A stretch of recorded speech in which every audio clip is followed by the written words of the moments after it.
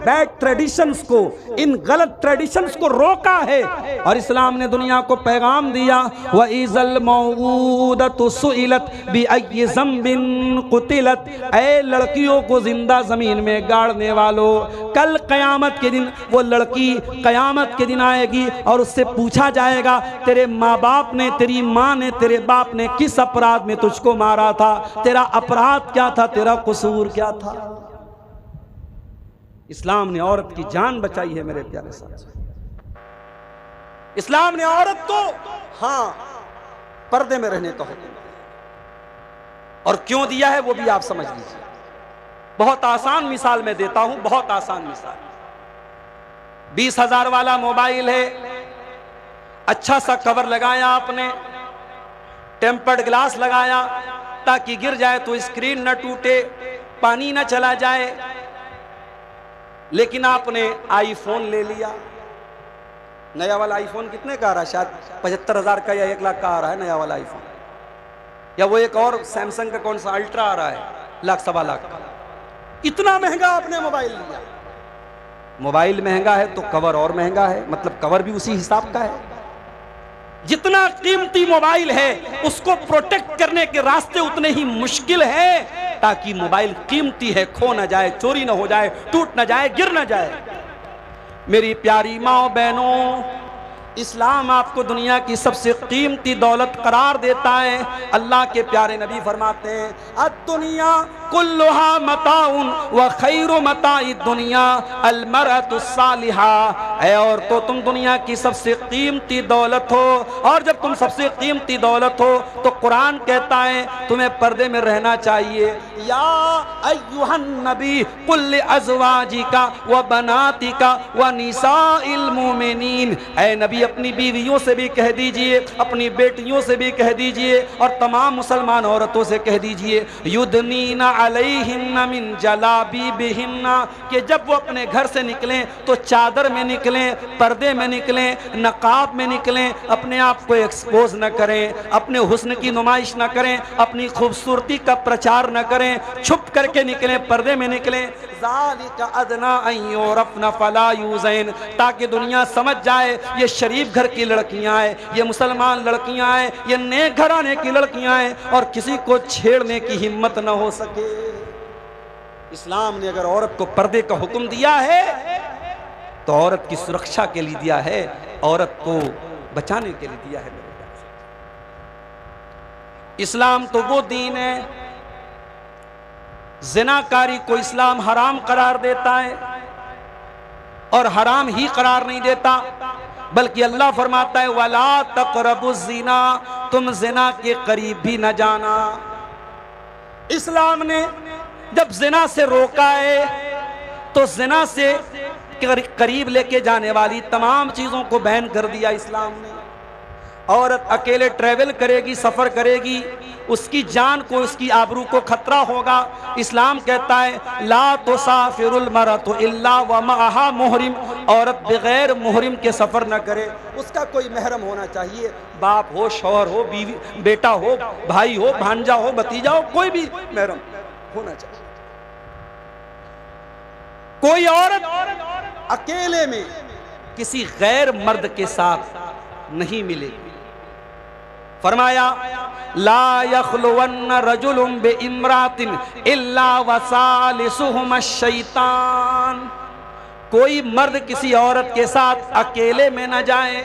जवान बेटियों को हाफिज जी के पास पढ़ने भेजते हो, ये जायज़ नहीं है, माफ़ करना। बहुत नेक इंसान है हाफिज साहब, बहुत अल्लाह वाले मौलवी साहब, मगर जवान बेटी को किसी मर्द के पास तालीम के लिए भेजना ये सही नहीं है। अगर पर्दे के बगैर तालीम हो रही है और आपकी जवान बेटी मौलवी साहब के पास और हाफिज साहब के पास जाके तालीम हासिल कर रही है, तो आप ज़िना को दावत दे रहे हो, आप हराम काम को दावत दे रहे हैं। कुरान कह रहा है वला तक़रबुज़ ज़िना, ज़िना के करीब भी मत जाओ। मस्जिद में औरत नमाज पढ़ने आ सकती है, नबी के दौर में भी औरतें आती थीं। एक सहाबी जिनका नाम अम्र बिन सलमा था, अपने कबीले में वही इकलौते थे जिनको कुरान याद था, और 6 साल के बच्चे थे वो। जब उनकी कौम के लोग ईमान लाए और नबी अकरम ने हुक्म दिया कि जाओ अपनी कौम को तुम लोग नमाज पढ़ो और तुम में से कोई आदमी इमाम बन जाए, जिसको कुरान ज़्यादा याद हो उसको इमाम बना दो। अम्र बिन सलमा के कबीले के लोगों ने गौर किया, पूरे कबीले में सबसे ज्यादा कुरान अगर किसी को याद था 6 साल के बच्चे को याद था, बच्चे का नाम अम्र बिन सलमा था। लोगों ने इमाम बना दिया। अम्र बिन सलमा कहते हैं मेरे पास एक ही कपड़ा था, एक ही चादर थी, वही मेरी लुंगी थी, वही मेरा कुर्ता था, एक ही चादर पहनता था मैं, उसको पहन करके मैं नमाज पढ़ाने लगा।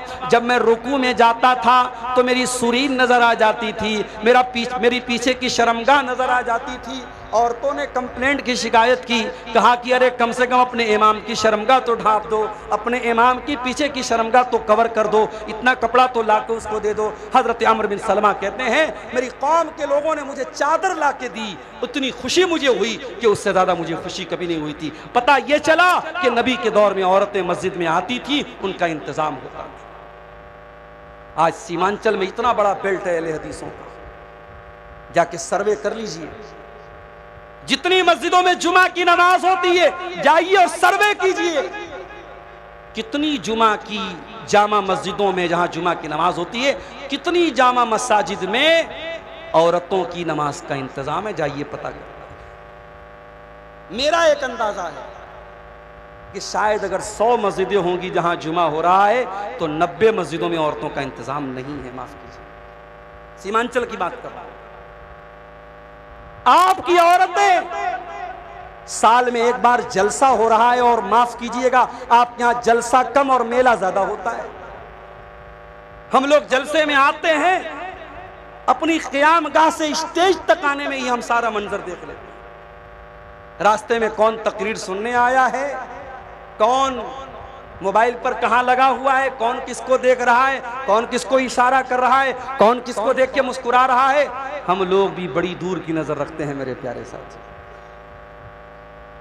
आप गौर कीजिए कि आपकी औरतें और लड़कियां साल में एक जलसे में आ रही हैं और आप ये एक्सपेक्ट करते हैं, ये उम्मीद करते हैं कि वो दीन सीख लेंगी।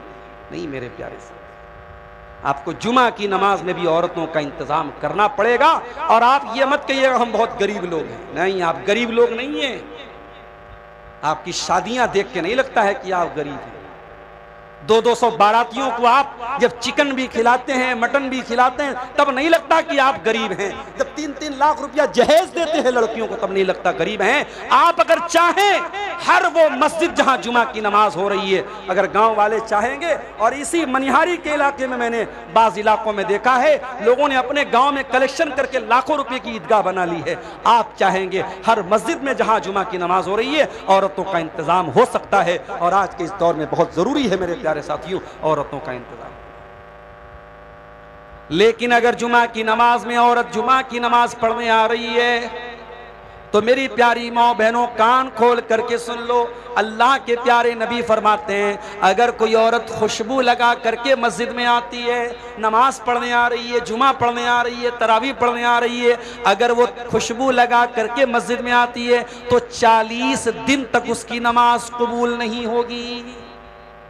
40 दिन तक उसकी एक टाइम की नमाज कबूल नहीं होगी। जो औरत सिर्फ खुशबू लगा करके मस्जिद में आई है, मेरी प्यारी माँ और बहनों, जब मस्जिद में आपको खुशबू लगा करके आने की इजाजत नहीं है तो कटिहार और मनिहारी के बाजार में और पूर्णिया के गुलाब बाग में और किसी वाटर पार्क में और किसी रेस्टोरेंट में और किसी मॉल में आपको बेपर्दा और मेकअप करके और खुशबू लगा करके जाने की इजाजत कैसे हो सकती है? मेरे प्यारे साथी, औरत पर्दे में रहेगी, दीन सीखेगी, इस्लाम सीखेगी।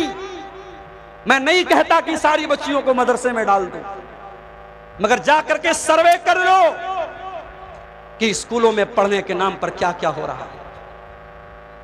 आज हमारी कौम की बच्चियां इंग्लिश मीडियम स्कूल में पढ़ रही हैं। स्कूल का एनुअल फंक्शन हुआ, स्कूल वालों ने कहा आपकी बेटी डांस बहुत अच्छा करती है, हम चाहते हैं हमारे एनुअल फंक्शन में आपकी लड़की डांस करे। माँ ने शौहर से कहा, बीवी ने शौहर से कहा हमारी बिटिया बड़ा अच्छा डांस करती है, स्कूल वालों ने खुद से नाम दिया है, चलो डांस करवाते हैं। स्कूल का फंक्शन हुआ, स्टेज पर आपकी जवान लड़की नाच रही है और आप वीडियो बना रहे हैं और फख्र से अपने स्टेटस पे लगाए हैं, माई डॉटर इज डांसिंग, मेरी बेटी डांस कर रही है। अरे बेगैरत, अपनी डांस करती हुई बेटी को देखकर तुझे चुल्लू बदमानी में डूब मरना चाहिए। तेरी कौम की बेटियां डांस कर रही हैं और तू फख्र से देख रहा है और तू वीडियो बना रहा है और तू इंस्टाग्राम पे डाल रहा है और तू फेसबुक पे डाल रहा है। और माफ करना, ये काम अभी तक तो इंग्लिश मीडियम स्कूल वाले करते थे, अब मदरसे वाले कहां पीछे रहेंगे।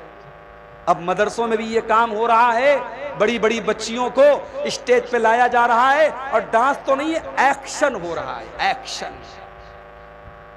शराब का नाम बदल के विस्की रख दिया जाए, रम रख दिया जाए, बियर रख दिया जाए तो शराब हलाल नहीं हो जाएगी। ये डांस को आप एक्शन का नाम देते तो डांस सही नहीं हो जाएगा। ठीक है, बच्ची आ रही थी, वो माइक पर आके उसने नात पढ़ दी, हमद पढ़ दी, उसने कोई छोटी सी तकरीर कर दी, वहां तक तो ठीक था। ये एक्शन के नाम पे कौन सी बला आ गई भाई।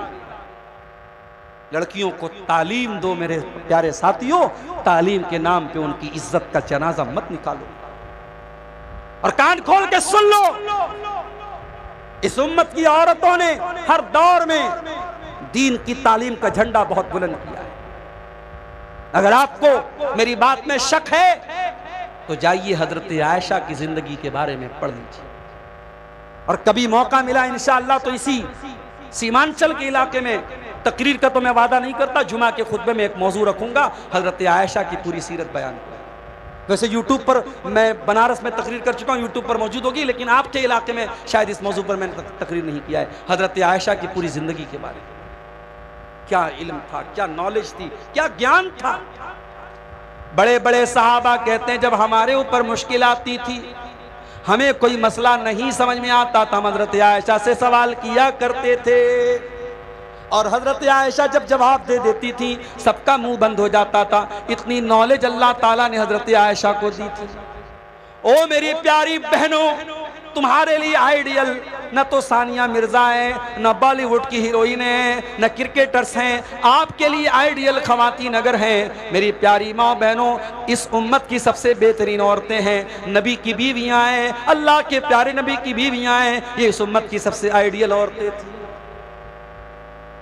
मेरी प्यारी माँ बहनों, आज जरा सी शौहर की कमाई में कमी आ जाए, आपके माथे पर बला जाता है, आपकी पसंद की साड़ी शौहर न दिलाए, आपकी पसंद का सूट न दिलाए, आपकी पसंद का खाना घर में न बने तो आपको गुस्सा आ जाता है। मेरी प्यारी माँ बहनों, कभी मौका मिले अल्लाह के प्यारे नबी की बीवियों की हालात भी पढ़ लीजिए।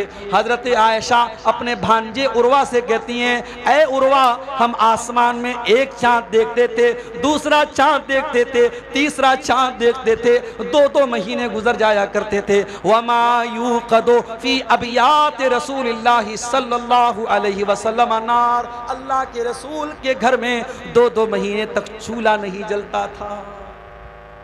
2-2 महीने तक नबी के घर में चूल्हा नहीं जलता था। हजरत उर्वा ने पूछा, या खालतो फमा कान युईशुकुम, ऐ खाला जान, जब चूल्हा नहीं जलता था, जब खाना नहीं बनता था तो 2-2 महीने तक आप लोग कैसे रह लेते थे? फरमाया, अत्तम्रु वल मा, खजूर खा करके और पानी पी करके अल्लाह के नबी के घर वाले और अल्लाह के नबी की फैमिली गुजारा कर लेती थी। मदीना आने के बाद कभी अल्लाह के प्यारे नबी के घर में लगातार 3 दिन तक गेहूं की रोटी नहीं बनी।